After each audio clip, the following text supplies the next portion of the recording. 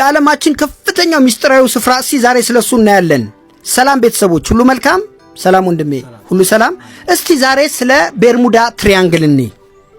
የብዙ ሰዎች ጥያቄ ነው። ቤርሙዳ እንሰራለን። እኛም እውነት ነው ብንሰራው ደስ ይለኛል፣ ግን ሰፋ ባለ ነገር ካልሆነ ቤርሙዳ እንዲሁ ሰብሰብ አድርገው ይከብዳል። ግን በቃ ምን ይደረግ እንስራው። ቤርሙዳ ትሪያንግል ነው ራሱ። ትሪያንግሉ የሆነበት በምንድን ነው? ቤርሙዳ አለች፣ ሚያሚ የምትባለው ቦታ አለች፣ እንዲሁም ደግሞ ኮስታሪኮ የሚባለው ቦታ አለ። የሶስቱ ትሪያንግሉ ነው ቤርሙዳ ትሪያንግል። ምንድነው ቤርሙዳ ትሪያንግል ግን ለየት ያደረገው ነገር ምንድነው? ቤርሙዳ ላይ ያለ ሚስጥር ለምንድነው ሰዎች ቤርሙዳ የሚሉት? የተለየ ነገር ምን አለው? እስቲ ዛሬ 5 የቤርሙዳ ትሪያንግል ሚስጥሮችን እናያለን። የመጀመሪያው ቤርሙዳ ትሪያንግል በሰዎች እይታ ምንድነው? እንዴት ነው የሚታየው? ለምንድነው ቤርሙዳ የሚሉት? ሳይንሱ ስለ ቤርሙዳ ምን ይላል? እስቲ ይሄንን እንይ። መጀመሪያ የሰዎችን እይታ እንይ። አራት ነገሮችን እንይ። ሰዎች ምንድነው ቤርሙዳ ምን የተለየ ነገር አለ ስትላቸው ጊዜ የውጪ ፕላኔቶች ፍጥረት ወይም ይሄ ኤሊያንስ የሚባሉት እዛ አካባቢ አለ ብሎ ያምናሉ። ሁለተኛው የጠፋው አህጉር አትላንቲስ የምትባለው እሷ አህጉር እዛ ቦታ ላይ ነው ያለችው ብሎ ያምናሉ። ሶስተኛው ያልታወቁ ኃይሎች ማለት ዩፎዎች እነሱ እዛ ጋር ስለሚገኙ ነው ይላሉ። ሌላኛውና አራተኛው ደግሞ ምንድነው? ከፍተኛ የመሬት ስበት የቤርሙዳ ትሪያንግል እነዚህ ሚስጥሮች ናቸው። እነዚህ ሚስጥሮች እስካልተፈቱ ድረስ ቤርሙዳ ሁልጊዜም ሚስጥራዊ ስፍራ ሆኖ ይቀጥላል ይላሉ። በአንጻሩ ደግሞ ሳይንሱስ ደግሞ ምን ይላል ነው? ኃይለኛ አውሎ ንፋስ፣ ድንገተኛ የባህር ሞገዶች፣ የሰው ልጅ ስህተት፣ የመሳሪያ ብልሽት እነዚህ 4 ነገሮች ናቸው እንጂ ቤርሙዳ ምንም ሚስጥር የሆነበት ወይም ከላይ የሰው ልጆች እነዛ ቀድሞ ያስቀመጧቸው 4 ነገሮች ስላሉ አይደለም ይላል ሳይንሱ ደግሞ።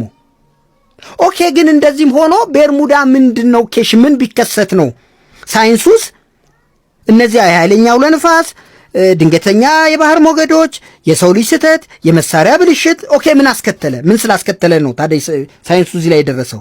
እነዛ ሰዎች ደግሞ አይደለም የጠፋ አህጉር፣ የውጭ ፕላኔቶች፣ የኤሊያንሶች ነገር ነው፣ ያልታወቁ ኃይሎች ወይም የዩፎዎችና የማግኔት ስበት ነው ያሉት። ምን ተከስተው ነው?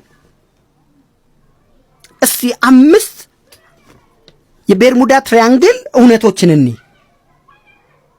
የመጀመሪያው ፍላይት 1945 ላይ የአሜሪካ የባህር ኃይል ለልምምድ 5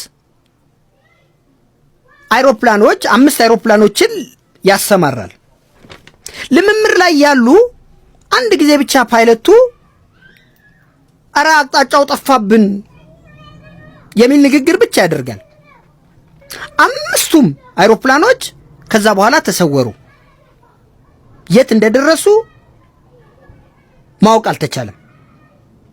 የዚህን ጊዜ ሌላ የነፍስ አድን አይሮፕላን በነዛ በ5 አይሮፕላኖች ውስጥ 3 ሰዎች 15 ሰዎች ነበሩ። የቲሙ መሪ ነው እንግዲህ ያን የተናገረው። ከዛ በኋላ እነሱን ፍለጋ ሌላ 12 ሰዎችን የጫነ አይሮፕላን ይመጣና ፍለጋውን እያደረገ እሱም ባልታወቀ ሁኔታ ስምጥ ይግባ የት ይግባ ሳይታወቅ ያም አይሮፕላን ይጠፋል። የመጀመሪያው ሚስጥር ይሄ ይሆናል። ከዛ በፊትም ደግሞ አንድ ነገር አለ።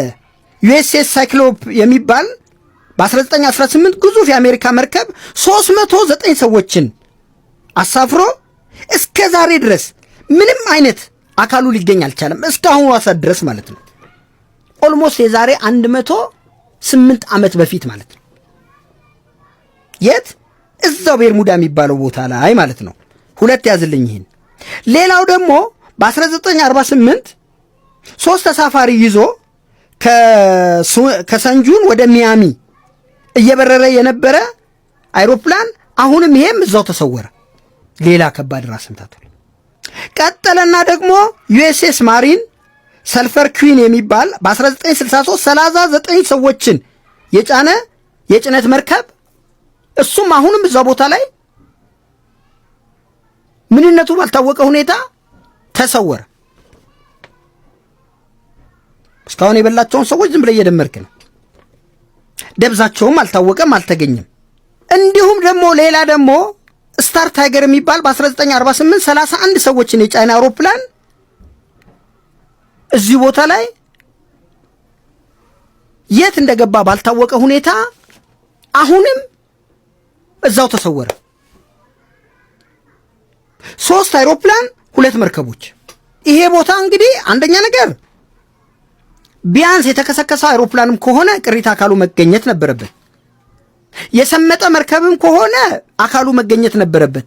የነዚህ የአምስቱም ከነሰዎቻቸው የአይሮፕላኖቹም የመርከቦቹም ደብዛ እስካሁን ሰዓት ድረስ ሚስጥር ነው፣ አይታወቅም። በዚህ የተነሳ ቤርሙዳ ትራያንግል እስካሁን ድረስ እያጨቃጨቀ ይኖራል። በተጨባጩ አደጋ አስከስቷል። አዎ፣ ነገር ግን ሰዎቹ የሚሉትና ሳይንቲስቶቹ የሚሉት ነገር ግን የተለያዩ ናቸው። እስቲ የእናንተስ ሐሳብ ከየትኛው ነው? ኮሜንት ላይ አስቀምጡልኝ። እንደሚመቻችሁ ተስፋ አደርጋለሁ። አመሰግናለሁ።